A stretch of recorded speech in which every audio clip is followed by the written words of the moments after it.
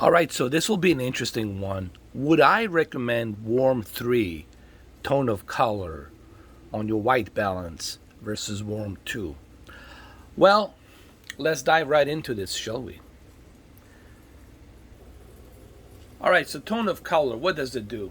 Tone of color gives you a different type of temperature on your overall color ratio. This doesn't mean that you're going to lose the blue or the red or the green or the yellow. It's still going to be there, meaning you're still going to see your colors. They will be present, but the temperature will have a certain warmth to it. And when a temperature of color has a certain warmth to it and it's warmer, it's easier on the eyes. I'm not going to jump into technical terms as to why that is, but it's easier on the eyes, while a colder temperature, which is more blue, will obviously look more vibrant.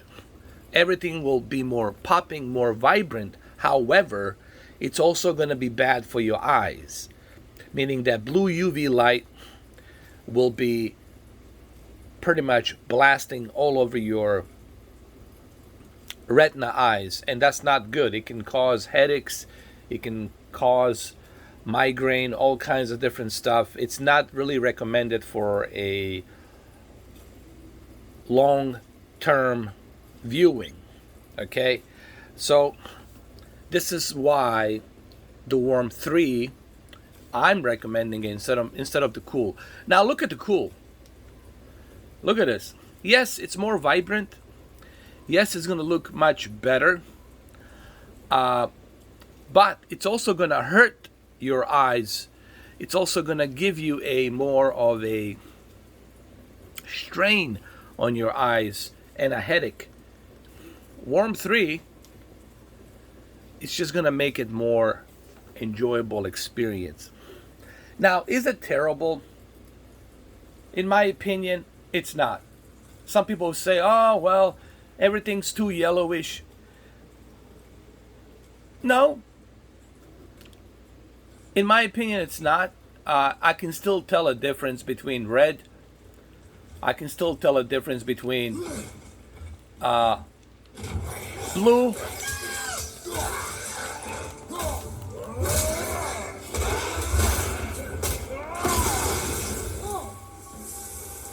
So I can still see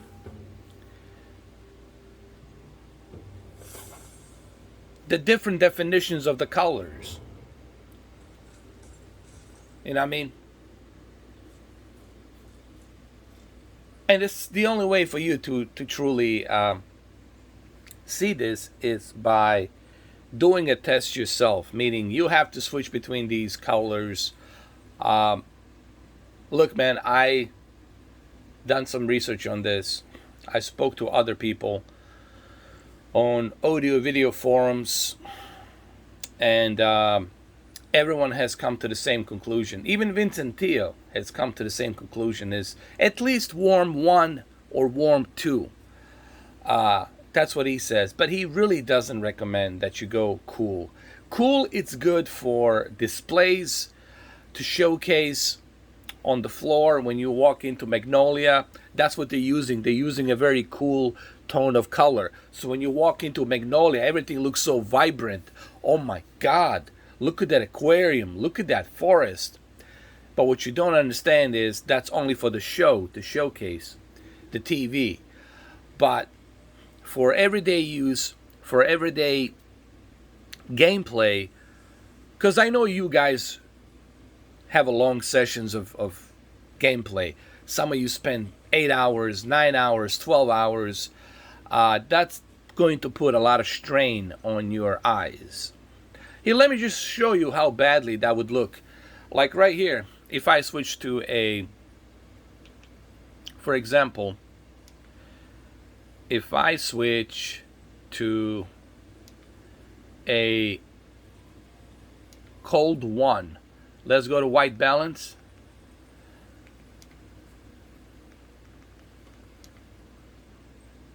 And let's say I switch to cool.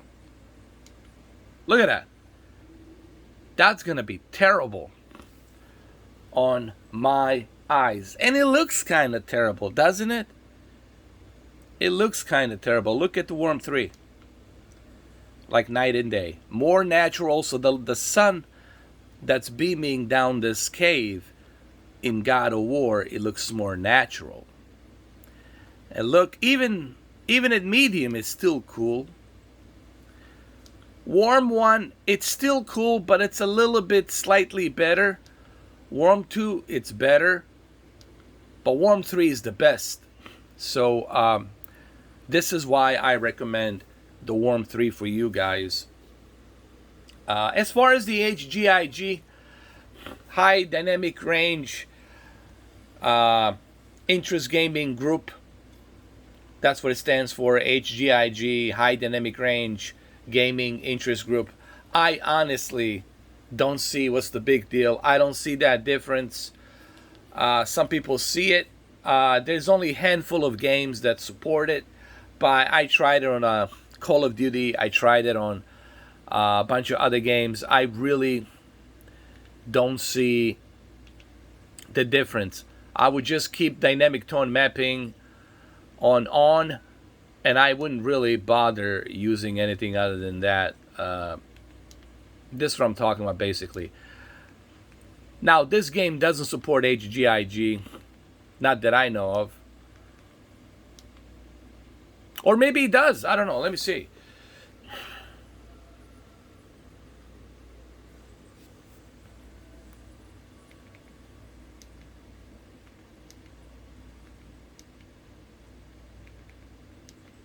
No, I still, listen, man, I still don't recommend HGIG.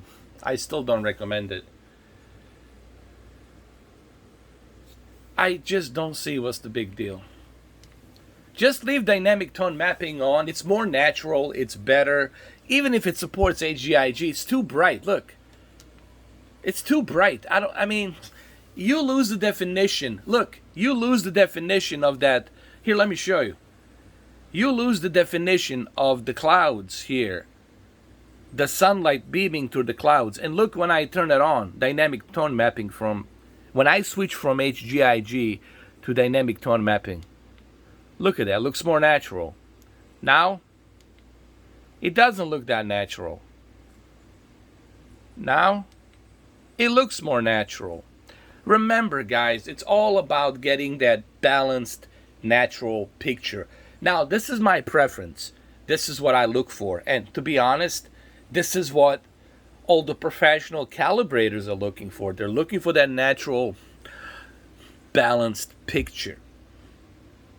So why would I want this blasting and losing the detail? I don't want my shadows to lose detail. I don't want my white digital levels to be overblown. I want them to be natural. See? Not unnatural, but natural.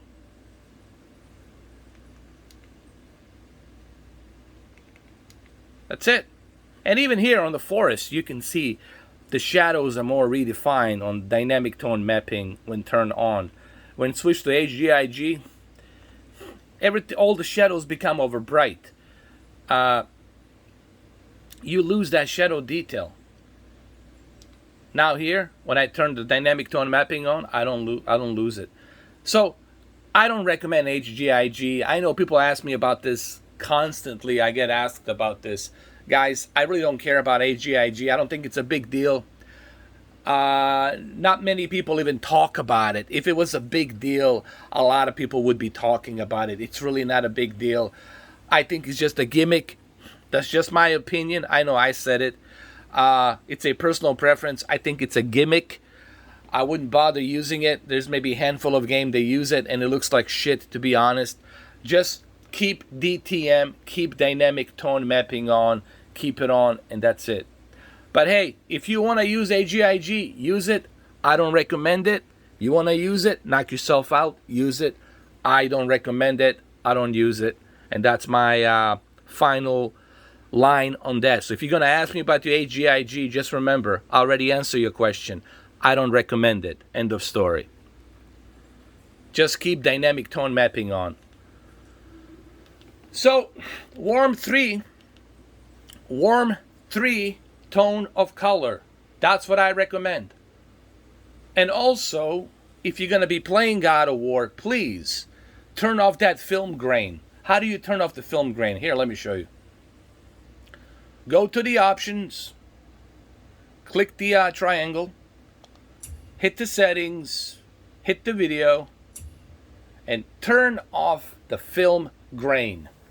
Move it down to 0 and keep it at the graphics mode enhanced performance, meaning keep it at the 4K 60 checkerboard for the enhanced performance experience. And that's it.